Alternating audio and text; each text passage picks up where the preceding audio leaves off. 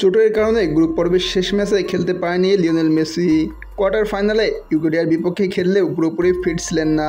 কিছুটা অস্বস্তি নিয়ে খেলতে নেমে তেমন একটা ছন্দ ছিলেন না। সেমিফাইনালে কানাডার মুখোমুখি হওয়ার আগে এখন বড় প্রশ্ন মেসির ইনজুরির সংখ্যা। অবশ্য আর্জেন্টিনা তারকার চোট সংখ্যা উড়িয়ে দিলেন লিওনেল স্কলানি।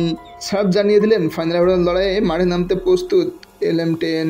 ম্যাচের আগের দিন সংবাদ সম্মেলনে মেসিকে নিয়ে আর্জেন্টিনা কোচ বলেন, লিওনেল মেসি ভালো আছে, সে ভালোভাবে অনুশীলন শেষ করেছে, তো আগামীকালে ম্যাচে সে থাকবে।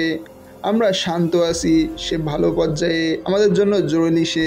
এদিকে সেমিফাইনালে মেসির সঙ্গে দেখা যেতে পারে ডি মারিয়াকেও। পুরোপুরি ফিট না হওয়া কোয়ার্টার ফাইনাল ইকুয়েডরের বিপক্ষে পুরো ম্যাচে বেঞ্চে বসে কাটিয়েছে আর্জেন্টিনার ফরোয়ার্ড। তবে দেশটির গণমাধ্যম TOC স্পোর্টস জানিয়েছে, কানাডার বিপক্ষে সেমিফাইনালে ফিরছেন এই তারকা। সে 4-3-3 ছকে লিওনেল স্কলানি খেলাতে পারে বলে জানিয়েছেন তারা।